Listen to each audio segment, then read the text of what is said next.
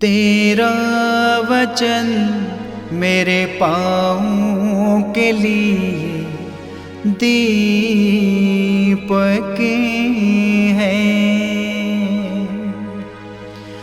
और मेरे मार्ग का उजियाला है। तेरा वचन मेरे पाँवों के लिए दीपक है। पहला पाठ राजाओं का पहला ग्रंथ अध्याय 8 पद संख्या 22 से 23 और 27 से 30 तक।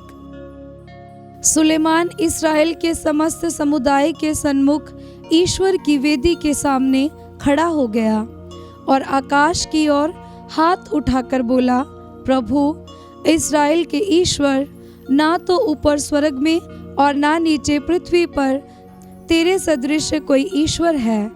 तू विधान बनाए रखता और अपने सेवकों पर दया दृष्टि करता है, जो निष्कपट हृदय से तेरे मार्ग पर चलते हैं। क्या ये संभव है कि ईश्वर सचमुच पृथ्वी पर मनुष्यों के साथ निवास करे? आकाश और समस्त ब्रह्मांड में भी तू नहीं समा सकता, तो इस मंदिर की क्या जिसे मैंने तेरे लिए बनवाया है। हे प्रभु मेरे ईश्वर, अपने सेवक की प्रार्थना तथा अनुनय पर ध्यान दे। आज अपने सेवक की पुकार तथा विनती सुनने की कृपा कर। तेरी कृपा दृष्टि रात दिन इस मंदिर पर बनी रहे, इस स्थान पर जिसके विषय में तूने कहा, मेरा नाम यहाँ विद्यमान रहेगा। तेरा सेवक यहाँ जो प्रार्थना करेगा उसे सुनने की कृपा कर।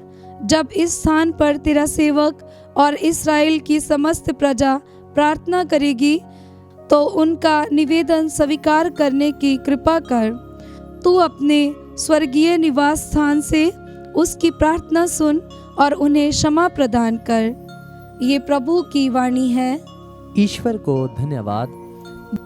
भजन अनुवाक्य। हे विश्वमंडल के प्रभु, तेरा मंदिर कितना रमणीय है। हे विश्वमंडल के प्रभु, तेरा मंदिर कितना रमणीय है।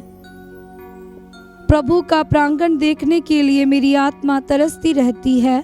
मैं उल्लासित होकर तन मन से जीवंत ईश्वर का स्तुतिगान करता हूँ। अनुवाक्य। हे विश्वमंडल के प्रभु, तेरा मंदिर कितना रमणीय है। गोरेया को बसेरा मिल जाता है और अबाबील को अपने बच्चों के लिए घोंसला। हे विश्वमंडल के प्रभु मेरे राजा, मेरे ईश्वर, मुझे तेरी वेदियाँ प्रिय हैं। अनुवाक्य। हे विश्वमंडल के प्रभु, तेरा मंदिर कितना रमणीय है। तेरे मंदिर में रहने वाले धन्य हैं, वे निरंतर तेरा स्तुतिगान करते हैं। हे ईश्वर, हमारे रक्षक, हमारी सुध ले और अपने अभिषिक्त पर दया दृष्टि कर। अनुवाक्य। हे विश्वमंडल के प्रभु, तेरा मंदिर कितना रमणीय है। 1000 दिनों तक और कहीं रहने की अपेक्षा एक दिन भी तेरे प्रांगण में बिछाना अच्छा है। दुष्टों के शिविरों में रहने की अपेक्षा ईश्वर के मंदिर की सीढ़ियों पर खड़ा होना अच्छा है। अनुवाक्य। हे विश्वमंडल के प्रभु, तेरा मंदिर कितना रमणीय है। जय घोष हालेलुया। अनुवाक्य। हालेलुया।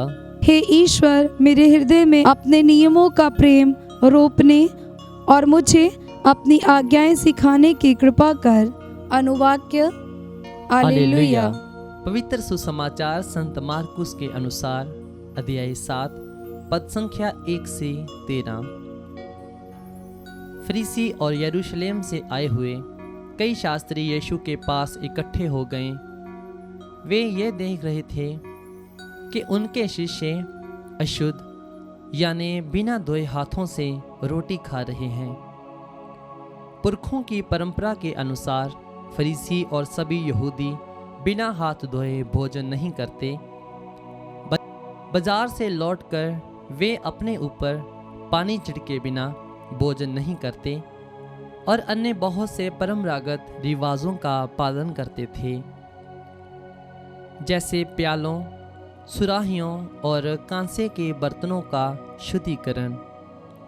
इसलिए फरीसियों और शास्त्रियों ने यीशु से पूछा, आपके शिष्य पुरखों की परंपरा के अनुसार क्यों नहीं चलते? वे क्यों अशुद्ध हाथों से रोटी खाते हैं? यीशु ने उत्तर दिया, ईसायास ने तुम ढोंगियों के विषय में ठीक ही भविष्यवाणी की है, जैसे कि लिखा है, ये लोग मुख से मेरा आदर करते हैं, परंतु इनका हृदय मुझसे दूर है। ये व्यर्थ ही मेरी पूजा करते हैं और तुम लोग मनुष्य की चलाई हुई परंपरा बनाए रखने के लिए ईश्वर की आज्ञा टाल देते हो। यीशु ने उनसे कहा, तुम लोग अपनी ही परंपरा का पालन करने के लिए ईश्वर की आज्ञा रद्द करते हो, क्योंकि मूसा ने कहा, अपने पिता और अपनी माता का आदर करो, और जो अपने पिता और अपनी माता को शाप दे उसे प्राण दंड दिया जाए। परंतु तुम लोग ये मानते हो कि यदि कोई अपने पिता अथवा अपनी माता से कहे, आपको मुझसे जो लाभ हो सकता था वह कुर्बान अर्थात ईश्वर को अर्पित है, तो उस समय से वह अपने पिता अथवा माता के लिए कुछ नहीं कर सकता है। इस तरह तुम लोग अपनी परंपरा के नाम पर, जिसे तुम बनाए रखते हो, ईश्वर का वचन रद्द करते हो और इस प्रकार के और भी बहुत से काम करते हो।